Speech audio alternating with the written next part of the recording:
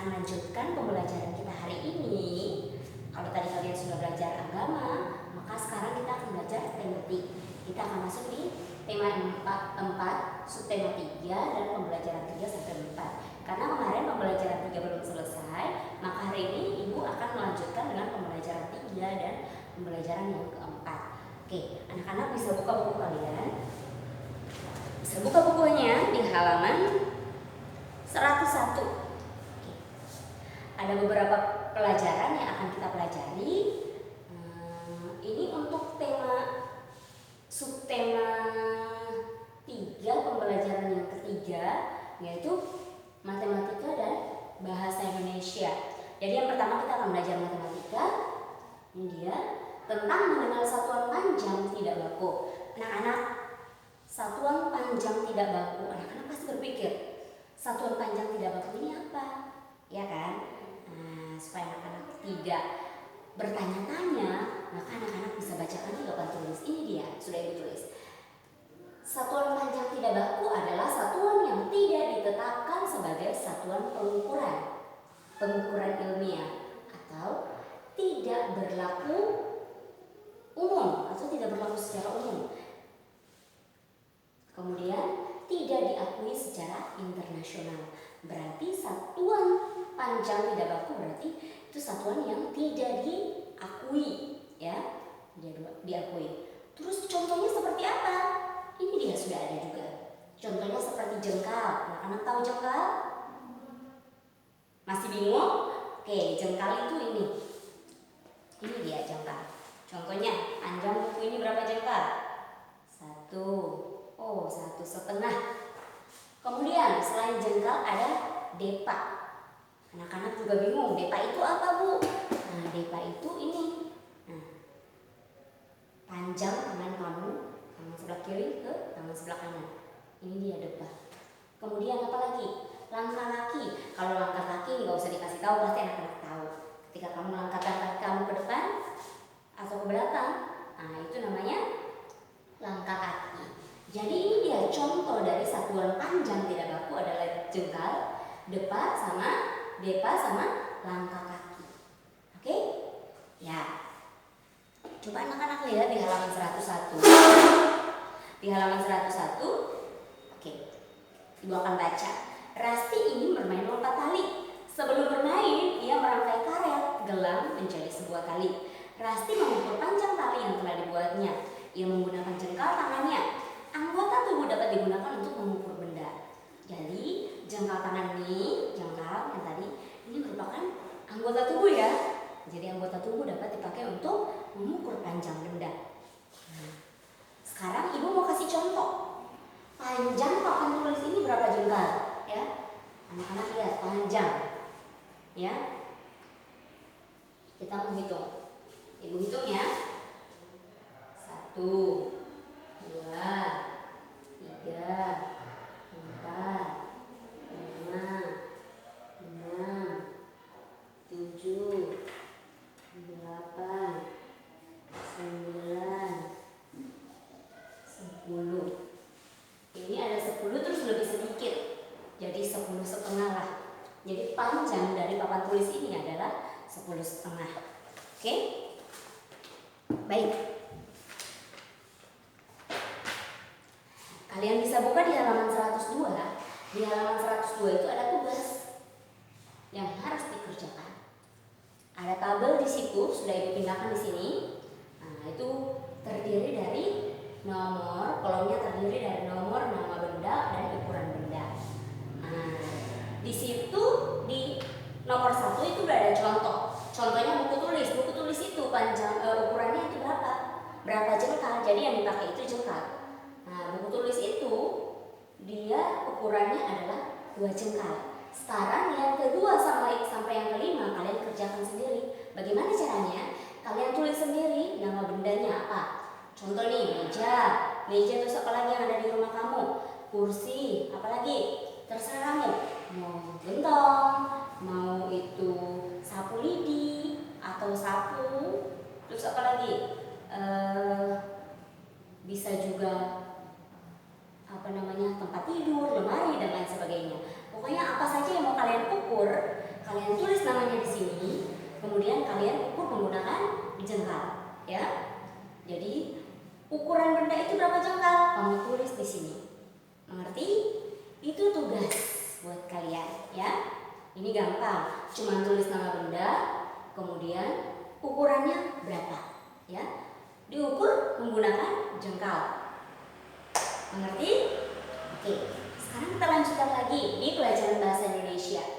Pelajaran kali ini yaitu menggali informasi dari percakapan. Nah, biasanya orang yang suka mencari informasi itu adalah seorang wartawan, ya. Jadi wartawan itu kalau dia mau buat berita, ya, dia harus cari informasi. Caranya bagaimana? Dia wawancara. Wawancara berarti dia bertanya jawab, ya kan? Jadi dia bertanya kepada sang orang yang dia akan wawancarai, narasumber ya namanya. Dia mewawancarai narasumber. Dia bertanya kepada sang narasumber, kemudian nanti sang narasumber itu menjawab pertanyaannya. Nah, ketika jawaban yang diberikan itu sudah dia dapat, dia tulis, kemudian itu yang menjadi informasi. Nah, anak-anak pasti bingung, informasi itu apa? Ini sudah ada di sini, sudah ditulis. Informasi adalah pesan. Nah, pesan bisa dari ucapan, bisa juga dari ekspresi. Bisa ekspresi senang, bisa juga ekspresi sedih. Itu pesan, ya, atau itu yang disebut dengan informasi. Oke, kalian bisa lihat di halaman 102. Di halaman 102 paling bawah itu ada percakapan. Ini ada percakapan dari si Nenek, Rani, dan Rasti. Ibu bacakan ya. Ibu bacakan. Pada liburan yang lalu, Rasti mengunjungi neneknya. Selain Rasti, Rani juga mengunjungi nenek. Rasti, Rani, dan nenek bercakap-cakap di ruang tamu. Rasti bertanya tentang silsilah keluarga. Rani dan Rasti menyimak penjelasan dari nenek kemarin. Nek, Rasti ingin tahu silsilah keluarga besar kita. Apa nenek mau menjelaskan kepada kami? Tentu, Rasti. Kakek dan nenek mempunyai 3 anak. Mereka adalah ibumu, Bibi Ida, dan Om Hasan. Siapa yang tertua, Nek? Ibunya Rasti. Jadi ayahmu adalah adik dari Ibu Rasti. Siapa saja cucu-cucu kakek dan nenek? Cucu kami ada 6, yaitu Santi, Anton, Rasti, Rani, Dimas, dan Dika. Jadi Rasti dan Rani adalah saudara sepupu. Sebagai saudara kalian harus saling menyayangi. Tentu saja, Nek. Terima kasih Nenek karena sudah menjelaskan silsilah keluarga besar kita. Sama-sama. Nah, dari percakapan antara ketiga orang ini, Nenek, Rasti, dan Rani, maka ada informasi yang didapat dari sini. Nah, ketika mereka bertanya, coba Nenek jelaskan silsilah keluarga. Maka di situ mereka tahu bahwa nenek dan kakek mereka mempunyai 3 orang anak, yaitu Ibu Rasti, ibunya Rasti, Om Hasan, sama Bibi Ida. Kemudian mereka juga punya 6 cucu. Nah, itu adalah informasi yang diberikan oleh nenek. Jadi ketika mereka berbincang-bincang, mereka bertanya sama nenek, maka yang jadi narasumber adalah nenek. Mengerti anak-anak? Nah, itu dia. Kalau sudah membaca dari informasi yang didapat ini, maka anak-anak bisa mengisi pertanyaan yang ada di halaman 103. Ada 5 pertanyaan yang harus diisi, bisa anak-anak isi mulai dari sekarang. Baik. Sambil anak-anak isi, kalian juga bisa memperhatikan di halaman 105. Kita akan lanjutkan di pembelajaran yang keempat. Nah, di pembelajaran 4 ini kita akan belajar PJOK, yaitu melakukan lompat kelompok. Nah, melakukan lompat kelompok. Wah, ini ada di halaman 105. Nah, tadi itu kan si nenek sudah menjelaskan bahwa keluarga besar atau silsilah keluarga dari Rani dan Rasti seperti yang sudah dijelaskan oleh nenek. Ada siapa saja, kemudian cucu-cucunya ada siapa saja, sudah dikasih tahu oleh si nenek. Nah, di halaman 105 ini mereka tuh lagi ngumpul. Nah, ini dia. Wah, ternyata ini bukan keluarga Rasti yang kumpul. Yang kumpul-kumpul ini adalah keluarganya Ahmad. Mau dengar ceritanya? Yuk kita dengarkan. Hari ini keluarga Ahmad mengunjungi rumah pamannya.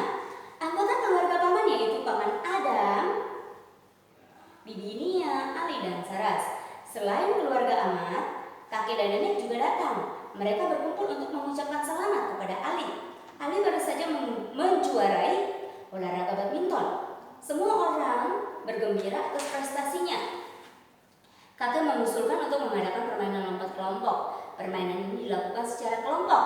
Mereka harus melompat sesuai perintah. Lompat kelompok membutuhkan kekompakan. Semua merasa senang melakukan permainan ini.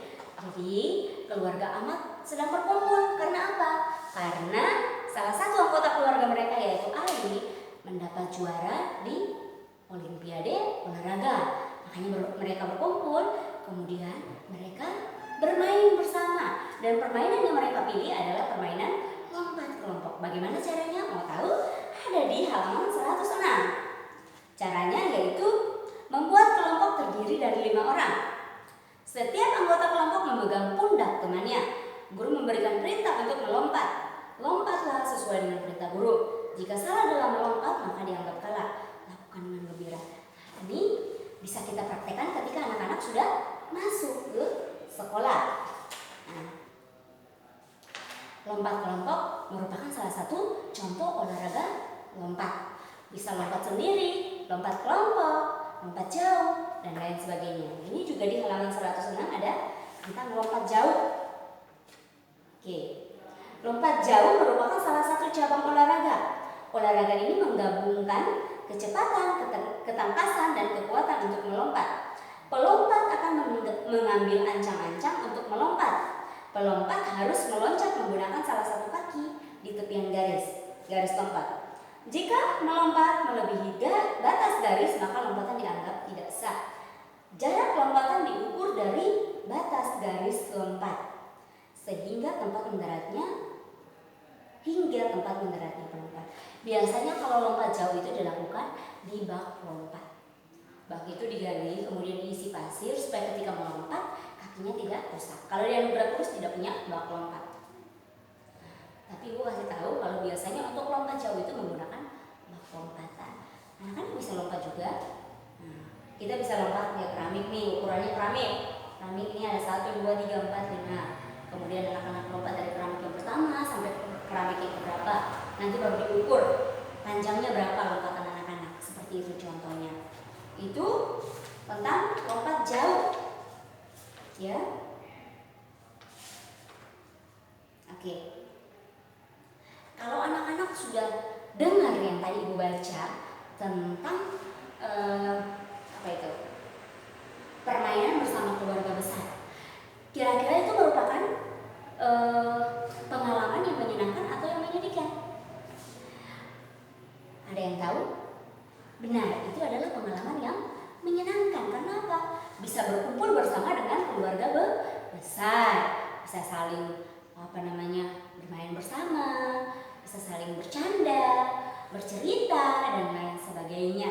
Itu adalah momen yang selalu ditunggu-tunggu oleh semua keluarga besar.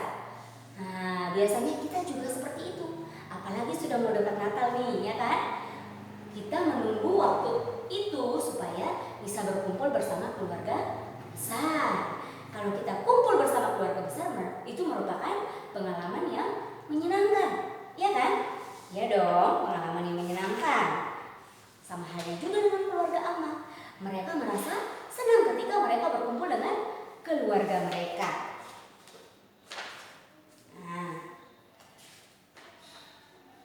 sekarang di halaman 108, anak-anak bisa mengerjakan tugas. Carilah informasi sebutan untuk kakek dan nenek dari berbagai daerah. Wawancarailah beberapa teman kalian. Tuliskan hasil wawancara pada tabel ini. Anak-anak, kalian itu pasti berbeda suku dan bahasa, ya kan? Jadi ada yang orang Medan, ada yang orang Jawa, ada yang orang lagi Sunda, ada yang orang apa lagi? Kupang, Chinese dan lain sebagainya. Biasanya itu setiap daerah memiliki bahasa-bahasa daerah masing-masing.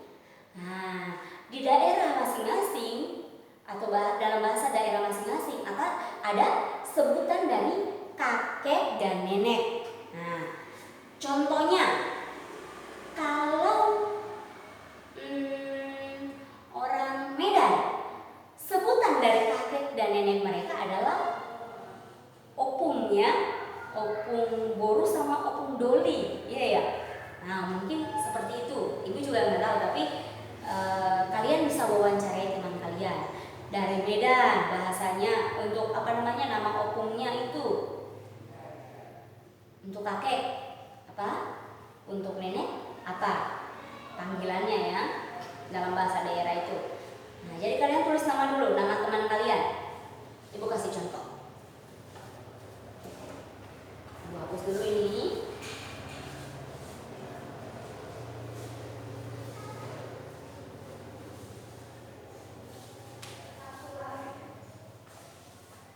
Kasih contoh ya.